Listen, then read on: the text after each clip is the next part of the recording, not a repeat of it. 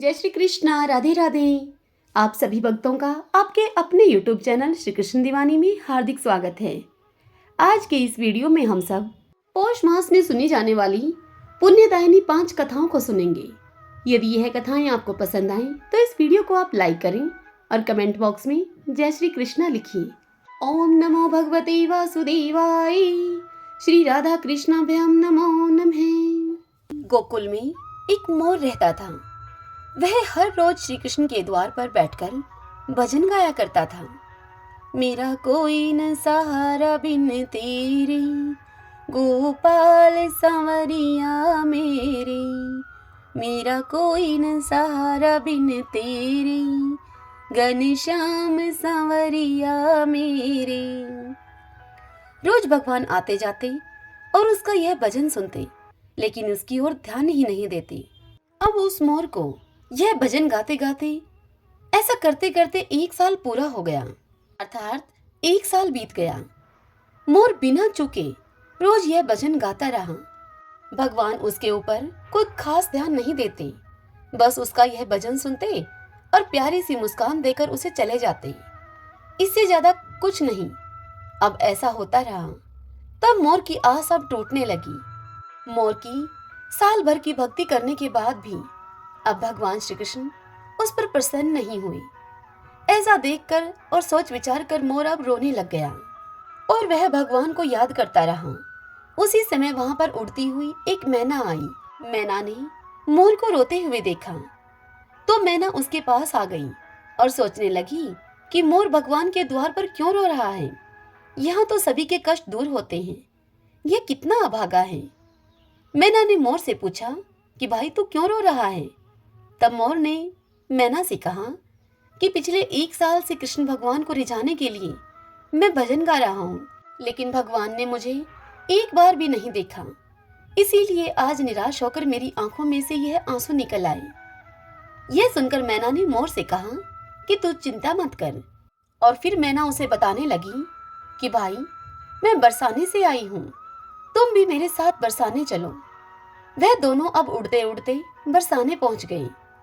मैना राधा रानी के द्वार पर पहुंची और फिर मैना ने राधे राधे बोलना शुरू कर दिया और मोर से भी कहा कि भाई मोर तुम भी राधे राधे बोलो।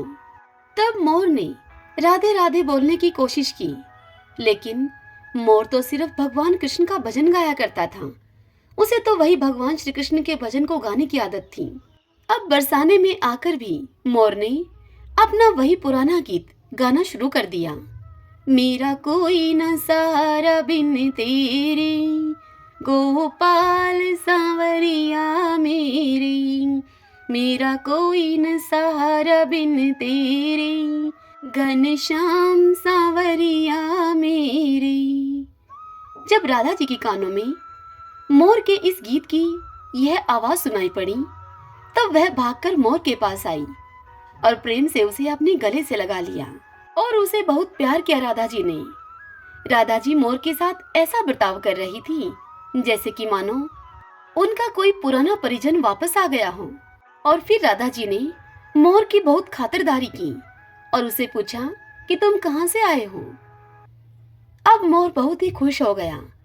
मोर ने राधा जी से कहना शुरू कर दिया कि जय हो राधा रानी की, जय हो राधा रानी की। और फिर मोर राधा जी से कहने लगा कि आप करुणा की मूर्ति हो, ऐसा मैंने सुना था, लेकिन आज देखकर यह साबित हो गया। मोर की इस बात को सुनकर राधा रानी ने मोर से पूछा कि तू ऐसा क्यों कह रहा है।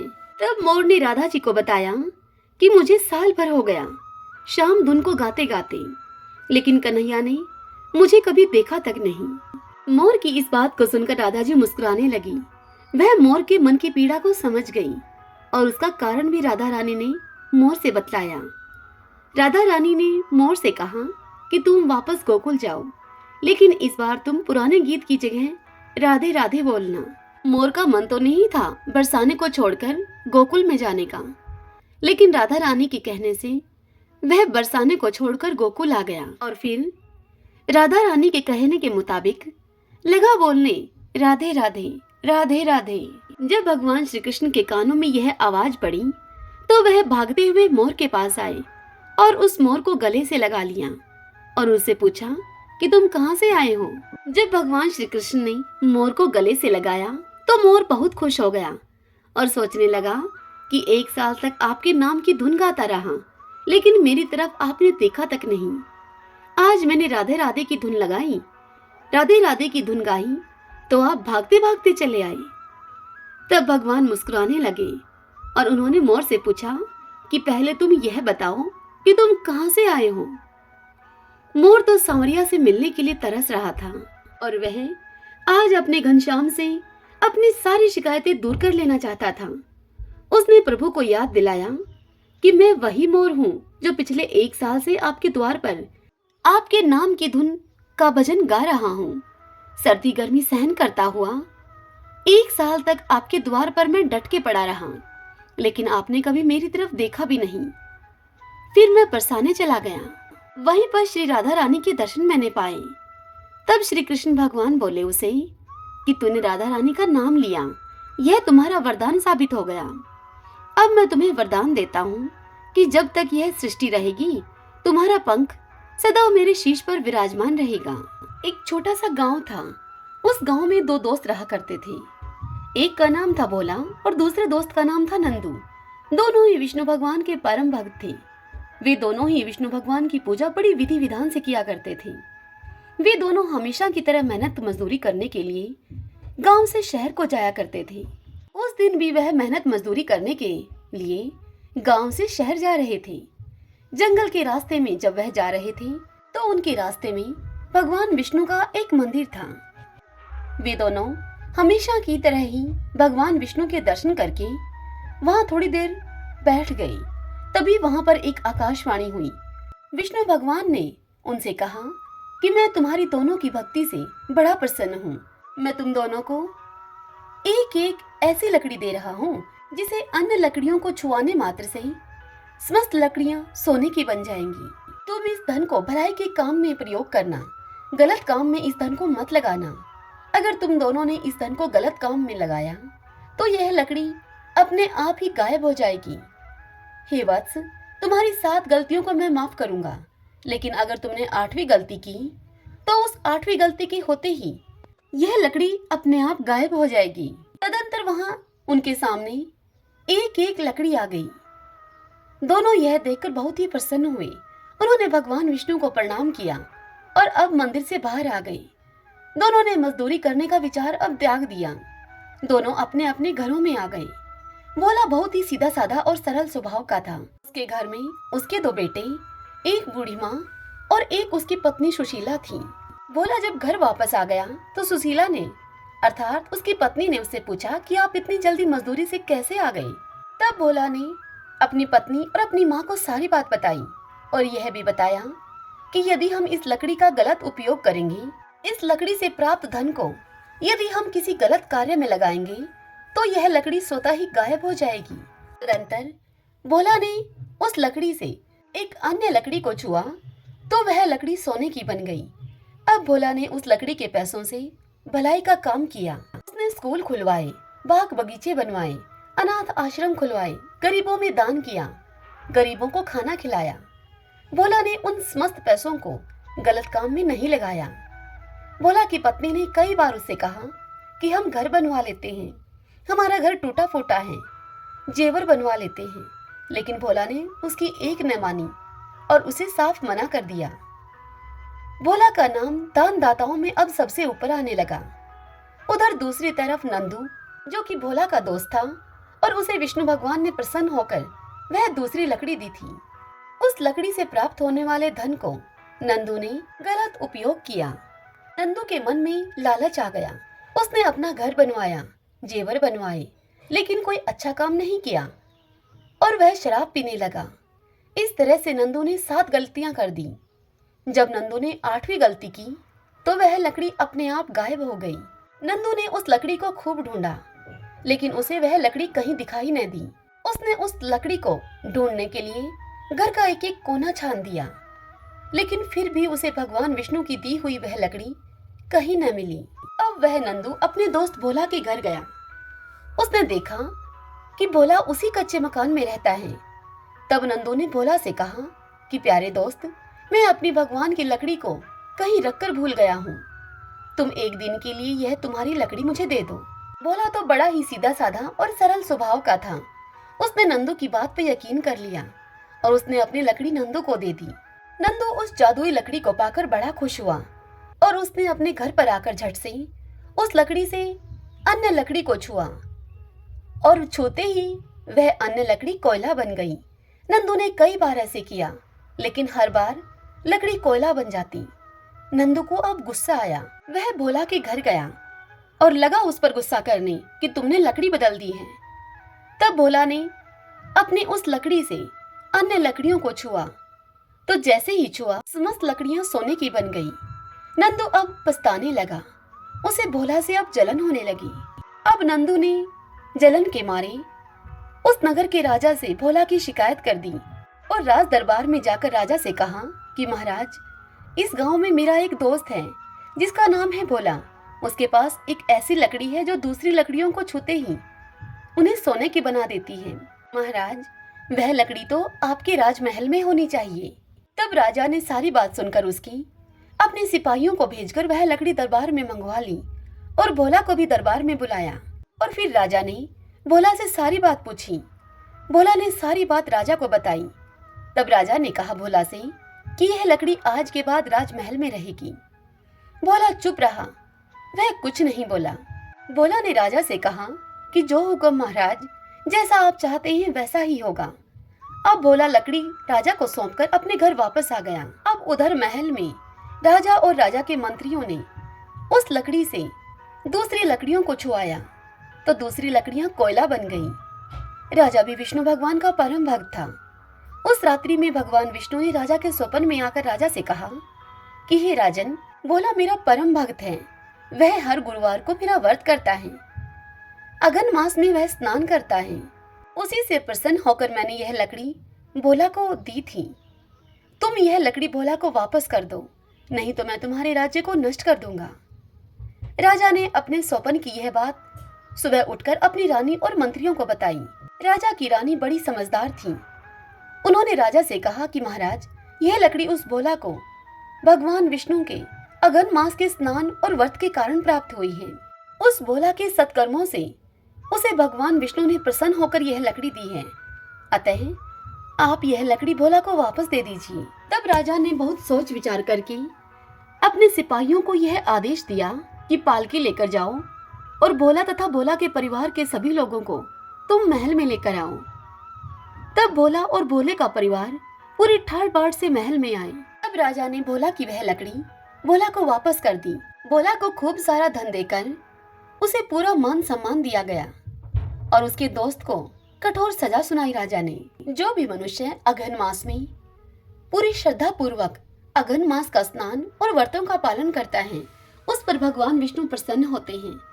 उस मनुष्य की सभी मनोकामनाएं भगवान विष्णु की कृपा से पूर्ण होती हैं। किसी गांव में एक सेठ और सेठानी दंपति रहते थे। उनके 2 बेटे थे। बेटों का विवाह हो चुका था। बड़े बेटे की बहू के 3 संतान थी और छोटे बेटे की बहू के कोई संतान नहीं थी अभी तक। उस छोटी बहू के विवाह को अभी 4-5 साल बीत चुके थे, लेकिन फिर भी उसे औलाद सुख नहीं मिला था। संतान न होने के कारण बड़ी बहू अपनी देवरानी को बहुत ताने देती थी। देवरानी को अब अपनी जेठानी के तानों को सहने की आदत सी पड़ गई थी। देवरानी बड़ी ही धार्मिक प्रवृत्ति की थी। वह जेठानी को कुछ भी नहीं कहती थी। प्रतिदिन देवरानी सुबह जल्दी उठकर पूरे घर की साफ सफाई करती, फिर नहा धोकर पूजा पाठ करती और सूर्य भगवान को अर्घ्य देती। तुलसी जी को जल से सींचती और तुलसी जी में दिया बाती करती और फिर तुलसी जी से प्रार्थना करती कि हे तुलसी माता, आप मेरे पूरे परिवार को खुशहाल रखें। और फिर वह पूरे परिवार के लिए चूल्हे पर चाय बनाती और सभी को चाय पिलाती। इस प्रकार से सभी परिवारजनों का समय बीत रहा था। वह देवरानी कभी भी आलस नहीं करती थी। जो भी उसे जब भी काम के लिए कहता, वह उसके सभी काम को तुरंत ही करने के लिए चल देती। वह किसी के काम को मना नहीं करती थी। उसका नाम ममता था। जैसा नाम था वैसा ही उसका स्वभाव भी था। एक दिन जेठानी के बच्चे की तबीयत खराब हो गई। तब ममता ने शीघ्रता से तुलसी दल को तोड़कर उसे मसलकर उस बीमार बच्चे के मुंह में डाल दिया और उस बच्चे से कहा कि इस पत्ते को दांत से मत चबाना, केवल होठों और जीभ से मसल कर खाना, तुम जल्द ही ठीक हो जाओगे। जब जेठानी को इस बारे में पता चला तो वह देवरानी पर बहुत ही नाराज हुई और देवरानी से कहने लगी कि मेरे बच्चे को तेज बुखार है, इसलिए डॉक्टर के पास लेकर जाने की बजाय तुमने ये किया। तुम तो बिल्कुल गंवार हो। तुम इतना भी नहीं जानती कि तुलसी के पत्तों से भला बुखार कभी उतरा है क्या? और वह जेठानी अपनी देवरानी को भला बुरा सुनाती हुई अपने बच्चे को लेकर डॉक्टर के पास चली गई। तब डॉक्टर ने उसे बताया कि बच्चा तो बिल्कुल ठीक है, इसे यहाँ क्यों लेकर आए हो? यह सुनकर जेठानी ने जब बच्चे को देखा तो बच्चे को बुखार अब उतर गया था। अब जेठानी को बहुत ही शर्मिंदगी महसूस हुई। अब 2 दिन के बाद की बात है। ममता के जेठ को तेज खांसी चलने लगी।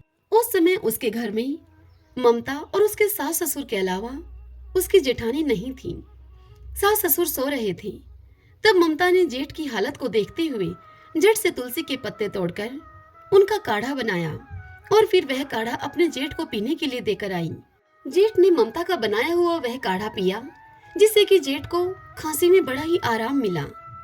जब जेठानी मायके से वापस आई और उसे सारी बात पता चली तो वह भी बहुत खुश हुई। अब ममता को परिवार के सभी लोग बहुत मान देने लगे थे। सास ससुर की चहेती तो वह पहले से ही थी। अब तो जेठ जेठानी से भी उसे मान सम्मान मिलने लगा था। वह दोनों भी उसको पसंद करने लगे थे। अब धीरे धीरे यह खबर पूरे गांव भर में फैल गई कि सेठ जी के छोटे बेटे की बहू घरेलू नुस्खों को जानती है। अब गांव के किसी भी व्यक्ति को जब कभी भी खांसी जुकाम या बुखार होता तो वे सीधे ममता के पास दौड़े दौड़े आते और उससे घरेलू नुस्खे पूछते और ममता सभी को कुछ न कुछ घरेलू नुस्खे बताती, जिससे कि उनकी बीमारी जल्द ही ठीक हो जाती। पता नहीं किसकी सच्ची आशीष मिली ममता को कि अब ममता भी गर्भवती हो गई। उसको भी कोई माँ कहकर बुलाने वाला आने वाला था। जब गांव में यह खबर फैली तो सभी लोग ममता को बधाई देने के लिए आने लगे। गांव के सभी लोग ममता के बताए हुए अनुसार माँ तुलसी की पूजा भी करने लगे थे। एक बार की बात है, उस नगर के राजा के बेटे को एक अज्ञात बीमारी ने घेर लिया। तब राजा ने अपने बेटे को सभी वैद्य और हकीमों को दिखाया, लेकिन राजा के बेटे को कोई आराम नहीं हुआ। तब एक दिन राजा के किसी मंत्री ने राजा को बताया कि राजा जी, अपने ही नगर में एक सेठ के बेटे की बहू है जो कि नगर के सभी लोगों को घरेलू नुस्खे बताती है। नगर भर में उसी की चर्चा है। पूरे नगर के लोग उसी के पास अपनी बीमारी का इलाज कराने के लिए जाते हैं और वह घरेलू नुस्खों से ही उस बीमारी को जल्द ही ठीक भी कर देती है। राजा से इतनी बात कहकर आगे वह मंत्री बोला कि राजा जी, यदि आप कहें तो हम उसे यहाँ बुलवा लें। तब राजा ने मंत्री से कहा कि नेकी और पूछ जल्दी बुलाओ उसे। तब राजा के पहरेदार उस सेठ के घर जा पहुंचे और राजा का आदेश सेठ को सुनाया और इसी के साथ ही राजकुमार के बीमार होने की बात भी साहूकार को बताई। तब सेठानी ने अपने बेटे बहू को शाही रथ में बिठा दिया। जब ममता रथ में बैठने लगी तो उसने तुलसी के पत्ते भी साथ में ले लिए। अब ममता शाही रथ में बैठकर महल में पहुंची। तब उसने महल में जाते समय बगीचों में देखा कि बगीचों में सभी तरह के फल फूल और पौधे, यहाँ तक कि साग सब्जियां भी उगी हुई थी, लेकिन तुलसी का वहां एक भी पौधा नहीं था। अब ममता यह सब देखती हुई महल में जा पहुंची। महल में जाकर ममता ने राजा के बच्चे को तुलसी का एक पत्ता मसलकर उसके मुंह में रखा और फिर तुलसी के पत्ते से काढ़ा बनाकर ममता ने रानी को दिया। और फिर ममता रानी से कहने लगी कि रानी माँ, बच्चे को एक एक चम्मच काढ़ा बीच बीच में पिलाते रहिएगा, ऐसा करने से यह जल्द ही स्वस्थ हो जाएगा। और फिर ममता महारानी से बोली कि महारानी जी, यदि आप बुरा न माने तो आपसे मैं एक बात पूछ सकती हूँ क्या? तब रानी बोली कि हाँ, पूछो। तब ममता रानी से बोली कि महारानी जी, आपके बगीचे में एक भी तुलसी का पौधा नहीं है। यह सुनकर रानी उससे बोली, क्या तुलसी का पौधा इतना जरूरी होता है? तुलसी के पौधे की क्या महिमा है, मैं तो नहीं जानती। मुझे बताओ तुम, तुलसी जी की क्या महिमा है? तब ममता ने तुलसी जी क्या है, कौन है तथा तुलसी जी का महत्व क्या है, सब रानी माँ को बताया। और फिर तुलसी जी का एक पौधा महल के बगीचे में भी लगाया और रानी माँ को तुलसी जी के पौधे की पूजा करने की विधि भी बताई। अब कुछ ही दिनों में राजा का वह बेटा, जिसे ममता ने काढ़ा बनाकर पिलाया था, वह बिल्कुल स्वस्थ हो गया। यह देखकर राजा बड़ा ही प्रसन्न हुआ और राजा ने ममता और उसके पति को राज दरबार में बुलाया। फिर ममता के उपचार से खुश होकर राजा ने ममता को वैद्य हकीम के पद से सम्मानित किया और इसी के साथ ममता के पति को राज दरबार में मंत्री का पद देकर उसे सम्मानित किया। अर्थात ममता के पति को दरबार में मंत्री नियुक्त किया गया और इसी के साथ राजा ने सारे नगर में यह ढिंढोरा पिटवा दिया कि सभी लोग अपने घर के आंगन में तुलसी जी का पौधा लगाएं। सुबह तुलसी के पौधे को जल से सींचें और पूजा करें। सायंकाल को तुलसी जी में दिया बाती करें। तुलसी के पौधे में भगवान विष्णु और माता लक्ष्मी का वास होता है। जिस भी घर के आंगन में तुलसी जी का पौधा होता है, वहाँ लक्ष्मी जी सदैव विद्यमान रहती हैं। जहाँ तुलसी जी का पौधा होता है, वहाँ रोग और बीमारियां नहीं रहती, वहाँ सकारात्मक ऊर्जा विद्यमान रहती है। जिस घर में तुलसी जी की पूजा प्रातः अर्थात मुंह अंधेरे की जाती है, उस घर के सभी रोग और दोष खत्म हो जाते हैं और लक्ष्मी जी का स्थायी वास बन जाता है। इसी गांव में एक सेठ सेठानी रहते थे। घर में धन धान्य की उनके किसी प्रकार की कोई कमी नहीं थी। वे दोनों पति पत्नी पीपल देव की नित्यनेम से पूजा किया करते थे। वे दोनों पीपल सींचने के लिए 5 कोस दूर जाया करते थे। समय अब बीतता चला गया, लेकिन उनका यह नियम नहीं बदला। वह दोनों अब वृद्ध हो गए थे। उम्र बढ़ने के कारण अब वह पीपल सींचकर जब घर पर आते तो बहुत ही थक जाते और फिर घर आने के बाद उनसे कुछ काम भी नहीं हो पाता था। एक दिन सेठानी अपने पति से कहती है कि पीपल सींचकर आने के बाद इतनी थकान हो जाती है कि मैं घर का काम भी भली भांति नहीं कर पाती हूँ, जिससे कि घर का काम करने में मुझे देरी हो जाती है। अगर हमारे कोई संतान होती तो वह घर का काम कर लेती। सेठ जी तो पहले से ही मन संतान न होने के कारण बड़े दुखी रहते थे, किंतु सेठानी से इस विषय में वह कुछ कह नहीं पाते थे। लेकिन उनको बात यह खाई जाती थी कि हमारे जाने के बाद इस कारोबार का कौन मालिक होगा, इस कारोबार को कौन संभालेगा। अब आज सेठानी की बात को सुनकर वह भी अत्यधिक दुखी हो गए। सेठ जी की चिंता और अधिक बढ़ गई। सेठ जी को इस प्रकार चिंता में डूबा हुआ देखकर एक दिन सेठानी ने दाई को अपने घर पर बुलाया और उससे कहा कि तुम सेठ जी से जाकर कह दो कि मैं माँ बनने वाली हूँ और यही बात गांव में हर जगह फैला दो। गांव के लोगों की औरतों को भी कह दो। अगर तुम ऐसा करोगी तो मैं तुम्हें बहुत अधिक धन दूंगी और 9 लखा हार भी दूंगी। दाई सेठानी की बात को सुनकर लालच में आ गई और फिर दाई ने वैसा ही किया जैसा कि सेठानी ने उससे करने के लिए कहा था। और फिर जब 6 महीने बीत गए तब सेठानी ने गोद भराई का कार्यक्रम रखा और फिर गांव में न्योता दिया गया। तत्पश्चात सेठानी ने दाई को फिर से बुलाया और उससे कहा कि मेरे 9वां महीना जब पूरा हो जाए तब तुम किसी के घर में भी बच्चा पैदा हो, उस बच्चे को लाकर मेरे घर में रुला देना। तुम्हारे ऐसा करने से मैं तुम्हें बहुत अधिक धन दूंगी। दाई ने सेठानी के कहे अनुसार वैसा ही किया। जब सेठानी के 9 महीने पूरे हो गए तब दाई ने एक नवजात शिशु को सेठानी के घर में लाकर रुला दिया और फिर दाई ने यह ढिंडोरा पिटवा दिया कि सेठानी ने एक पुत्र को जन्म दिया है। तत्पश्चात 1.25 महीना पूरा होने पर सेठानी ने जलवा पूजन का कार्यक्रम रखा। उस कार्यक्रम में उसने पूरे गांव को बुलाया। जब जलवा चूड़े की रस्म होने लगी तब लोगों ने उससे पूछा कि तुम्हारा बच्चा कहाँ है सेठानी। तब सेठानी कहने लगी कि यह पूजा मैं कटार के साथ करूंगी, कुंवर सा को नजर लग जाएगी, इसीलिए उसे अभी बाहर नहीं निकालेंगे। और इसी प्रकार 5 से 6 साल बीत गए। गांव के किसी भी व्यक्ति या किसी भी औरत ने कुंवर सा को नहीं देखा था। फिर एक दिन सेठानी सेठ जी से कहती है कि मेरा बेटा पढ़ने के लिए काशी जी जाएगा। सेठानी की यह बात सुनकर सेठ जी उससे कहते हैं कि मैंने तो आज तक तेरे बेटे को ही नहीं देखा है, कहाँ है तेरा बेटा।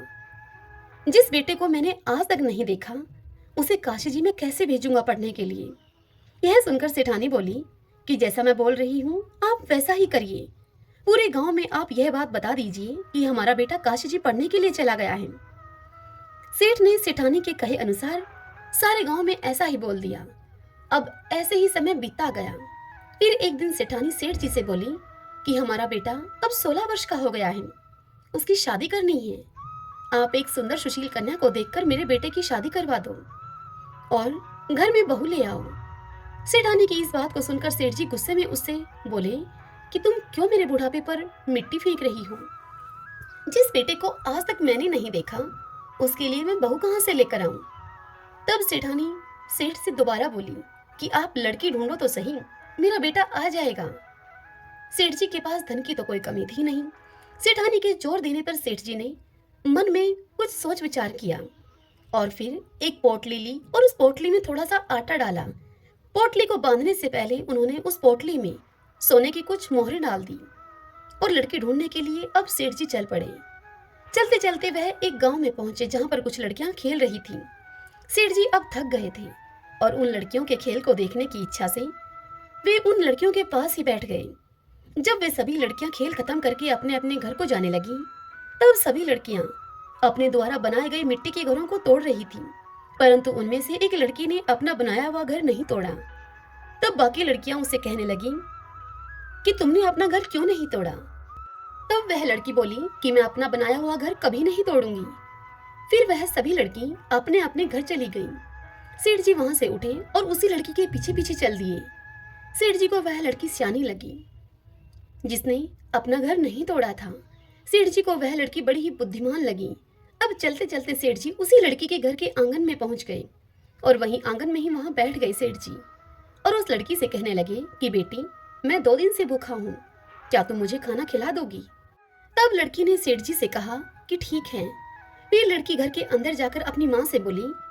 तब उसकी माँ उससे बोली कि बेटी, मैंने तो खाना खा लिया है, अब तो घर में खाने के लिए कुछ भी नहीं है, आटा भी नहीं है। लड़की ने यही सब जाकर बाहर उस बुजुर्ग व्यक्ति अर्थात उस सेठ जी से कह दिया। तब सेठ जी उस लड़की से बोले कि बेटी, आटा मेरे पास है, तुम यह आटा ले जाओ और मुझे खाना बना दो। सेठ जी ने वह पोटली उस लड़की को थमा दी। लड़की ने वह पोटली लाकर अपनी माँ को दे दी। माँ ने जब पोटली को खोलकर देखा तो उसमें सोने की 4 मोहरें भी हैं। तो उसने वह सभी मोहरें लड़की के हाथ में देकर उससे कहा कि बेटा, यह सोने की मोहरें उन्हें वापस देकर आओ। जब लड़की बुजुर्ग व्यक्ति के पास सोने की मोहरें देने के लिए जाती है तो वह कहते हैं कि बेटी, यह मोहरें तुम ही रख लो, हमारे घर में पैसे की कोई कमी नहीं है। फिर उन मोहरों को लड़की अपने पास रख लेती है। इतनी देर में ही उस लड़की के पिता भी वहां पर आ जाते हैं। तत्पश्चात सेठ जी और लड़की के पिता में आपस में बातचीत होने लगती है। अब कुछ समय के बाद भोजन की थाल भी लगा दी जाती है और सेठ जी भोजन करने के लिए वहां बैठ जाते हैं और खाना खाते हैं। सभी बैठे हुए लड़की के पिता सोचते हैं कि यह बुजुर्ग व्यक्ति बड़ा ही धनवान है। अब जैसे ही सेठ जी खाना खाकर उठते हैं, तब उस लड़की के पिताजी उनसे पूछते हैं कि आप आगे कहाँ जा रहे हैं? तब सेठ जी उनसे बोलते हैं कि मैं अपने लड़के की शादी के लिए लड़की देखने के लिए जा रहा हूँ। मेरा लड़का काशी जी पढ़ने के लिए गया हुआ है, वह 12 वर्ष के बाद लौट कर आएगा। यह सुनकर लड़की के पिता ने अपने मन में विचार किया कि यह व्यक्ति बड़ा ही धनवान है और लड़के की शादी कराने के लिए लड़की भी ढूंढ रहा है। क्यों ना मेरी लड़की का विवाह इसके लड़के से हो जाए। मेरी लड़की इनके घर में जाएगी तो बड़ा सुख पाएगी, राज रचेगी। यदि यह विवाह हो जाए तो कितना अच्छा हो। तत्पश्चात लड़की के पिता ने उस बुजुर्ग अर्थात उस सेठ जी से कहा कि यदि आपको ठीक लगे तो आप अपने बेटे का विवाह मेरी बेटी से करवा दीजिए। यह सुनकर सेठ जी बड़े ही खुश हुए और फिर एक नारियल और 1.25 रुपए का शगुन उस लड़की को दे दिया। तत्पश्चात सेठ जी लड़की के पिताजी से बोले, मेरा बेटा काशी जी पढ़ने के लिए गया है और वह 12 वर्ष के बाद लौट कर आएगा। तब लड़की के पिता ने कहा कि कोई बात नहीं है। तत्पश्चात सेठ जी ने घर जाकर सारी बात सेठानी को बताई।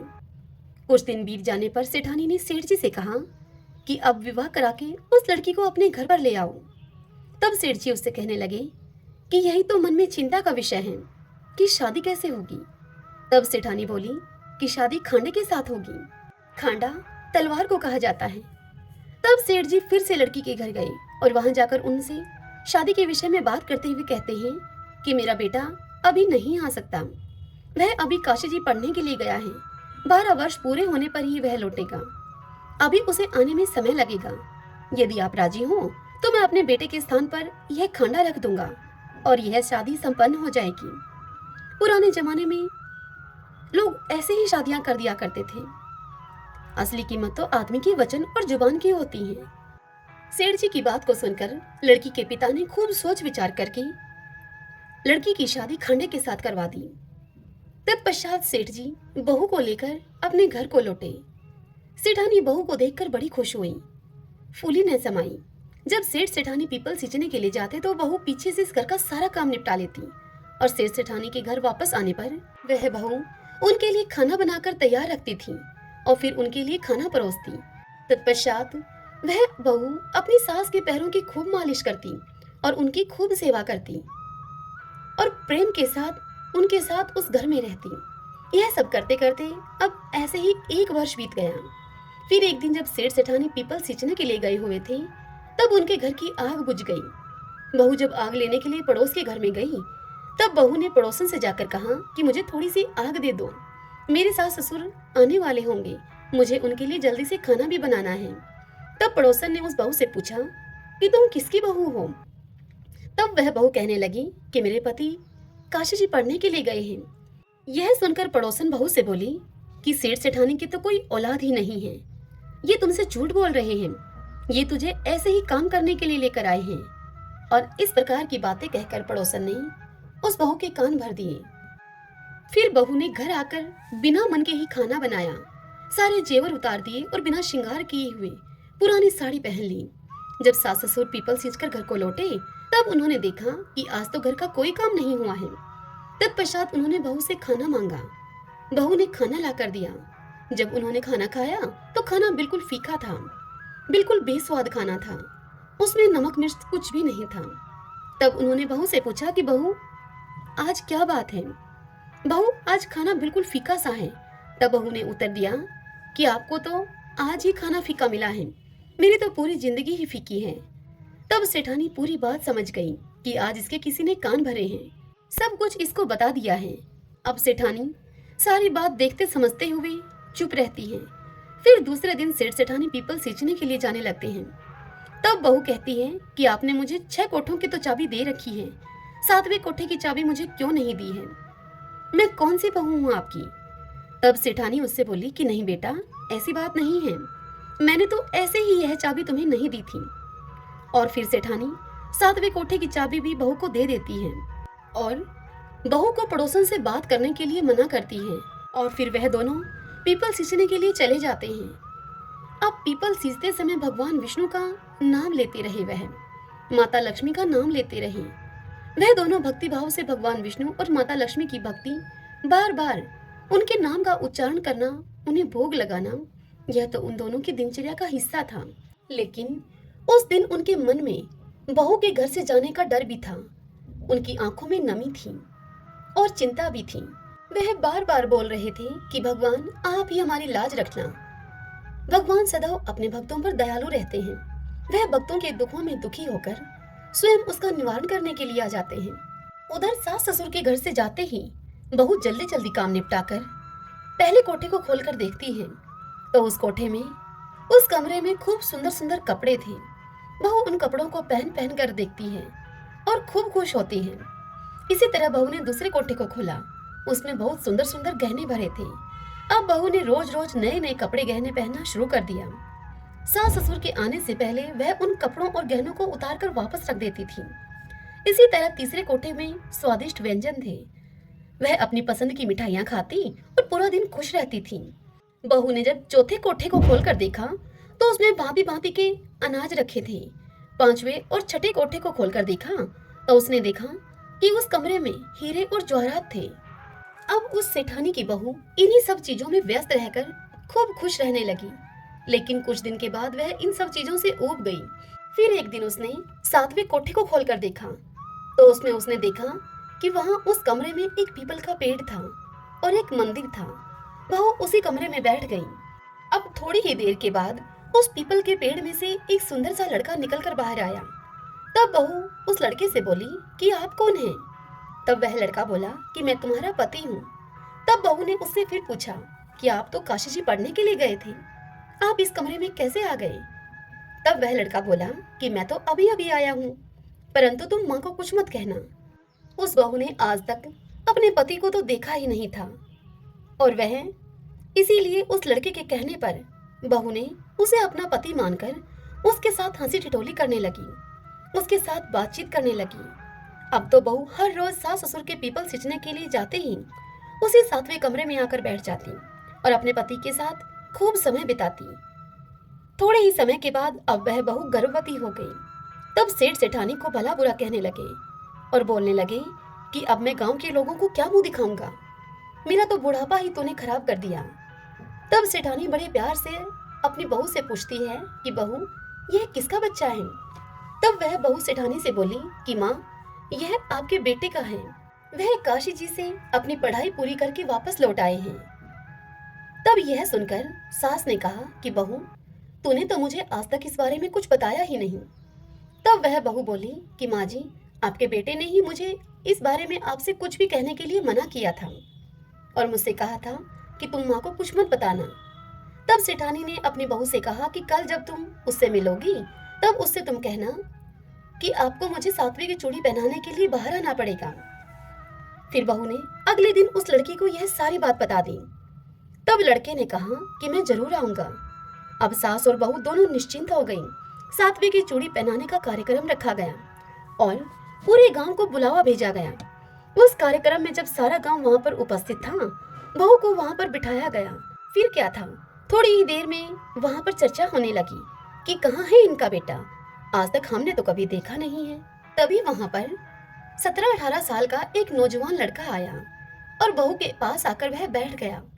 गांव के सभी लोग उसे देखकर चौंक गए और उसे टकटकी लगाकर देखते ही रह गए और फिर कहने लगे कि यह लड़का तो कितना सुंदर है, यही कारण है कि सेठानी इसे छिपाकर रखती थी। तत्पश्चात कार्यक्रम जब पूरा हुआ, वह लड़का वापस जाने लगा। तब बहू ने उससे कहा कि आप कहाँ जा रहे हैं? तब वह लड़का बोला कि मुझे जाना पड़ेगा। जैसे ही वह लड़का 7वें कमरे में गया, बहू उसके पीछे पीछे गई। वह लड़का पीपल के पास पहुंचकर जैसे ही सांप की केचुली पहनने लगा, तब उस बहू ने तुरंत ही उस केचुली में आग लगा दी। आग लगने से लड़के के शरीर में अब जलन होने लगी। बहू ने लड़के के शरीर पर दूध डालकर उसकी जलन को शांत किया। फिर वह लड़का, बहू और सेठ सेठानी मिलकर एक साथ एक ही घर में रहने लगे। इस तरह उस लड़की के तेज भाग्य से सेठ सेठानी को अपना बेटा मिल गया। हे मेरे पीपल देवता, जैसी कृपा आपने उस लड़की और सेठ सेठानी पर की, वैसी ही कृपा आपकी यह कथा जो भी कहे, सुने, सुनाए और ओंकारा भरे, उन सब पर करना। एक तपसी था, एक लपसी था। तपसी तो भगवान की तपस्या करता था और लपसी 1.25 सेर की लापसी बनाकर भगवान को भोग लगाता और लोटा हिलाकर चीम लेता था। एक दिन दोनों लड़ने लगे। लपसी बोला, मैं बड़ा हूँ। तपसी बोला, मैं बड़ा हूँ। इतने में ही नारद जी वहां पर आए और उनसे पूछने लगे, क्या बात है, क्यों लड़ रहे हो? तब लपसी ने कहा कि मैं बड़ा हूँ, मैं सारे दिन भगवान की तपस्या करता हूँ, उनकी पूजा अर्चना करता हूँ। तब लपसी बोला कि मैं बड़ा हूँ, मैं भगवान को 1.25 सेर की लापसी का भोग लगाकर लोटा हिलाकर फिर भोजन करता हूँ। उन दोनों की बात को सुनकर नारद जी बोले कि मैं तुम्हारा फैसला कल कर दूंगा। दूसरे दिन तपसी नहा धोकर आ रहा था तो नारद जी ने उसकी परीक्षा लेने के लिए 1.25 करोड़ की अंगूठी उसके आगे फेंक दी। जब उसने देखा कि 1.25 करोड़ की अंगूठी उसके आगे पड़ी है तो उसने झट से वह अंगूठी उठाकर अपने घुटने के नीचे दबा ली और तपस्या करने लग गया। अब लपसी सुबह उठा तो उठकर वह नहा धोकर उसने 1.25 सेर की लापसी बनाई और भगवान को भोग लगाया। अब लोटा हिलाकर वह जीमने लगा। इतने में ही नारद जी वहां आ गए और तपसी के पास जाकर बैठ गए और लपसी को अपने पास बुलाया और बिठाया। तब वह दोनों फिर से कहने लगे, बताइए हम में से कौन बड़ा है? तब नारद जी बोले तपसी से कि तू अपना घुटना उठा। अब तपसी ने जैसे ही घुटना उठाया 1.25 करोड़ की अंगूठी निकली। तब नारद जी तपसी से बोले कि यह अंगूठी तो तूने चुराई है, इसलिए तेरी तपस्या अब भंग हो गई, इसलिए अब लपसी बड़ा है। यह सुनकर तपसी कहने लगा कि बताइए महाराज, मेरी तपस्या का फल मुझे कैसे मिलेगा? मैंने तो इतनी तपस्या की है। तब नारद जी बोले कि तेरी तपस्या का फल कार्तिक नहाने वाले तुझे देंगे। सबकी कहानी सुनकर तेरी कहानी नहीं कहेंगी तो कार्तिक का फल तुझे मिलेगा। उनके कार्तिक नहाने का पुण्य फल समाप्त हो जाएगा। सभी बोली लक्ष्मी नारायण भगवान की जय।